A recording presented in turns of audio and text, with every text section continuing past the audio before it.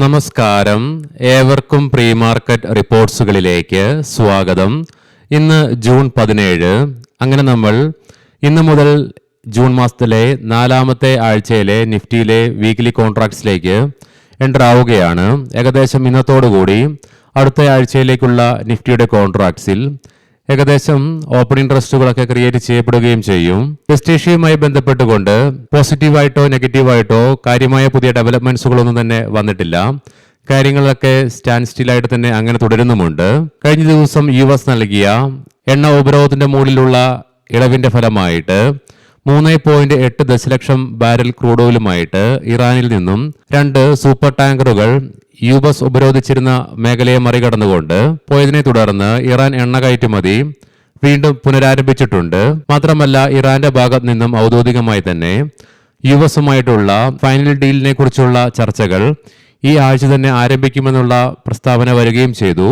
എന്നാൽ അതേസമയം യുദ്ധസാധ്യത, സുരക്ഷാ ആശങ്കകൾ എന്നിവ കണക്കിലെടുത്ത് ഹോർമൂസിലൂടെ കടന്നു പോകുവാൻ കപ്പൽ ഉടമകൾ ജാഗ്രത പാലിക്കുന്നു എന്നുള്ള റിപ്പോർട്ട്സും വരുന്നുണ്ട്.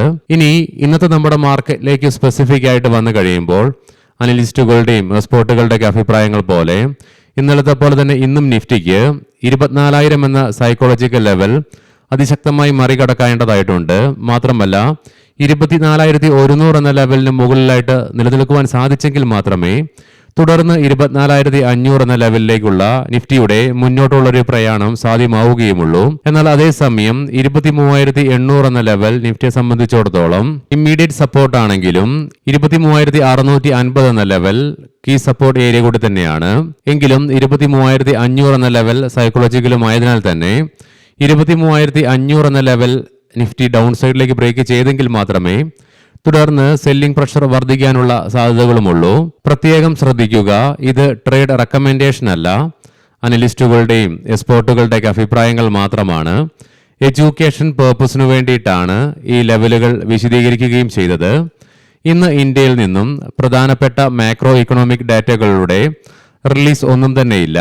ഇന്നലെ നമ്മുടെ മാർക്കറ്റ് അടച്ചതിന് ശേഷം ഇന്ത്യൻ സമയം വൈകുന്നേരം 6 മണിയോടുകൂടി US നിന്നും റിലീസ് ചെയ്യപ്പെട്ട മെയ് മാസത്തെ ബിൽഡിംഗ് പെർമിറ്റ്സ് ഡാറ്റയിൽ മാർക്കറ്റിനെ നിരാശപ്പെടുത്തിക്കൊണ്ട് 0.7% ഇടിവോടുകൂടി 7 മാസത്തെ ഏറ്റവും താഴ്ന്ന നിലയിലായിട്ടാണ് റിപ്പോർട്ട് ചെയ്യപ്പെട്ടതും. അതേസമയം തന്നെ റിലീസ് ചെയ്യപ്പെട്ട മെയ് മാസത്തെ ഹൗസിംഗ് സ്റ്റാർട്ട്സ് ഡാറ്റയും മാർക്കറ്റിനെ നിരാശപ്പെടുത്തുക തന്നെ ചെയ്തു. മന്ത് ഓൺ മന്ത് ബേസിസിൽ 15.4%, ഇയർ ഓൺ ഇയർ ബേസിസിൽ 8.7% ഇടിവാണ് US-ലെ ഹൗസിംഗ് സ്റ്റാർട്ട്സിലും രേഖപ്പെടുത്തിയത്. ഇന്ന് ഒത്തിരിയേറെ പ്രധാനപ്പെട്ട ഗ്ലോബൽ ഇവന്റുകൾ നിലനിൽക്കുന്ന ഒരു ദിനമാണ്, എസ്പെഷ്യലി US-ൽ നിന്നും. വൈകുന്നേരം നമ്മുടെ മാർക്കറ്റ് അടച്ചതിന് ശേഷം 6 മണിയോടുകൂടി ഇന്ത്യൻ സമയം മെയ് മാസത്തെ മന്ത് ഓൺ മന്ത് ബേസിസിലുള്ള റീറ്റെയിൽ സെയിൽസ് ഡാറ്റയുടെ റിലീസ് നടക്കാനുണ്ട്. പിന്നീട് രാത്രി 11:30 പ്രധാനപ്പെട്ട 2 ഇവന്റുകളുണ്ട്. ഒന്നാമത്തേത് ഫെഡ് ഇൻട്രസ്റ്റ് റേറ്റ് ഡിസിഷൻ ആണെങ്കിൽ അടുത്തതായിട്ട് FOMC എക്കണോമിക് പ്രൊജക്ഷൻ ആണ്.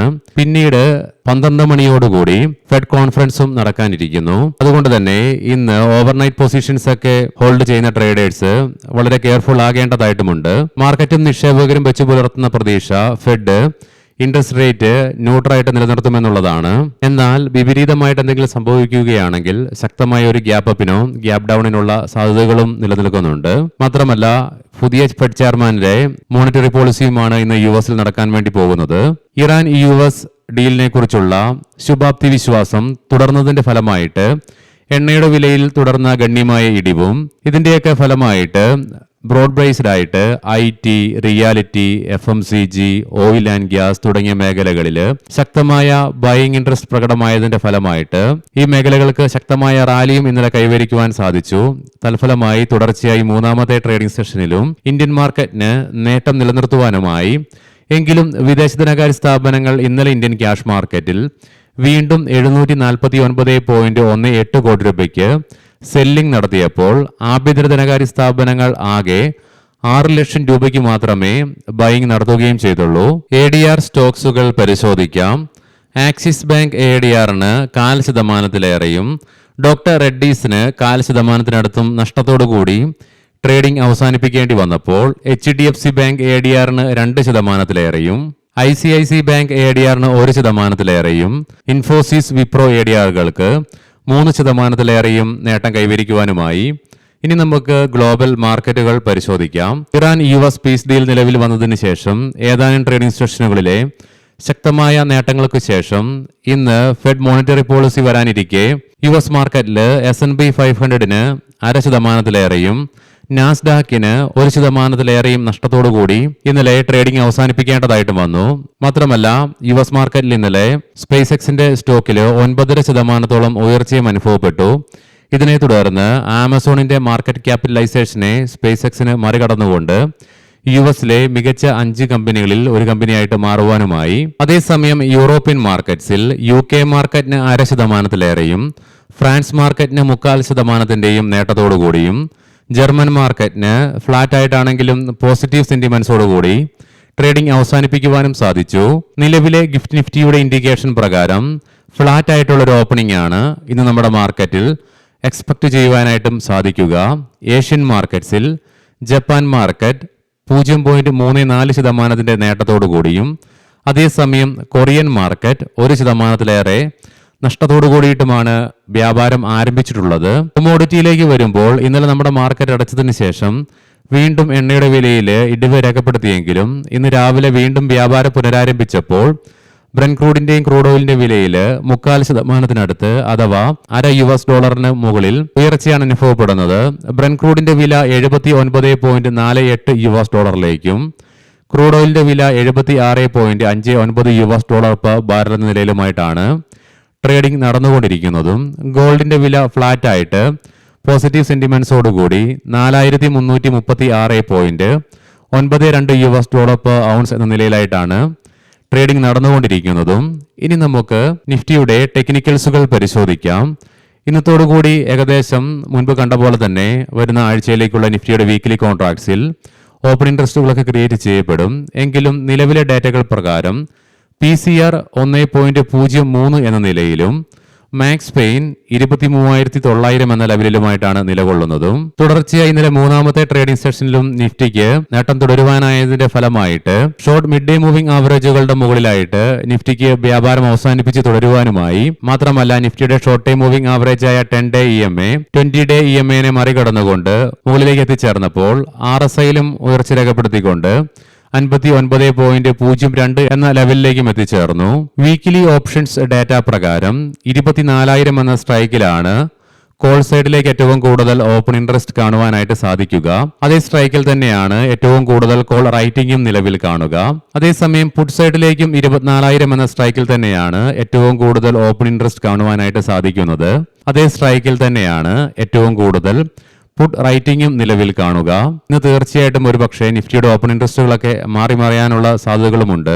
ഇന്ന് നിഫ്റ്റിക്ക് 24,000 എന്ന സൈക്കോളജിക്കൽ ലെവലിന് മുകളിലായിട്ട് വ്യാപാരം അവസാനിപ്പിച്ച് നിലകൊള്ളുവാനായാൽ അതൊരു ഇൻട്രസ്റ്റിംഗ് ഫാക്ടർ തന്നെയായിരിക്കും. ഇനി നമുക്ക് ഇന്നത്തെ പ്രധാനപ്പെട്ട സ്റ്റോക്കിംഗ് ന്യൂസുകൾ പരിശോധിക്കാം.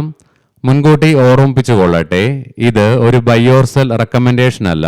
കിംസ് 1,500 കോടി രൂപ ഫണ്ട് ശേഖരിക്കുന്നതിനായിട്ട് ഇന്നലത്തെ ക്ലോസിംഗ് ലെവലിൽ നിന്നും 5% ഡിസ്കൗണ്ടോടുകൂടി ക്വാളിഫൈഡ് ഇൻസ്റ്റിറ്റ്യൂഷണൽ പ്ലേസ്മെന്റ് കമ്പനി പ്രഖ്യാപിച്ചു. 771 രൂപ 73 പൈസ per ഷെയർ എന്ന നിലയിലായിട്ടാണ് ഫ്ലോർ പ്രൈസ് സെറ്റ് ചെയ്തിരിക്കുന്നതും. HCL ടെക് 2026-27 സാമ്പത്തിക വർഷത്തെ സെക്കൻഡ് ഇൻട്രീം ഡിവിഡന്റിനെ കുറിച്ചുള്ള പ്രഖ്യാപനത്തിനു വേണ്ടിയും Q1 റിസൾട്ടുകൾ പ്രഖ്യാപിക്കുന്നത് ജൂലൈ 13, 2026 ആണെന്നുള്ള അനൗൺസ്മെന്റ് വന്നിട്ടുണ്ട്. പവർ ഗ്രിഡ് കോർപ്പറേഷൻ ജാർഖണ്ഡിലും ഛത്തീസ്ഗഡിലും 765/400 kV സബ്സ്റ്റേഷനുകൾ സ്ഥാപിക്കുന്നതിനായിട്ടുള്ള അന്തർ സംസ്ഥാന പ്രോജക്ട് കമ്പനിക്ക് ലഭിച്ചു. NHPC 3097 മെഗാവാട്ട് എലാറ്റിൻ ജലവൈദ്യുത പദ്ധതിക്കായി അരുണാചൽ പ്രദേശ് സംസ്ഥാന സർക്കാരുമായി കമ്പനി ധാരണാപത്രത്തിൽ ഒപ്പുവെച്ചു. യെസ് ബാങ്ക് വായ്പാ നിയമനങ്ങളിലെ വഞ്ചനാപരമായ ഇടപാടുകൾ, കള്ളപ്പണം വെളുപ്പിക്കൽ എന്നിവയുമായി ബന്ധപ്പെട്ട അന്വേഷണവുമായി ബന്ധപ്പെട്ടുകൊണ്ട് 17 സ്ഥലങ്ങളിൽ ഇന്നലെ ED റെയ്ഡ് നടത്തിയതായിട്ടുള്ള റിപ്പോർട്ട്സ് വരുന്നുണ്ട്.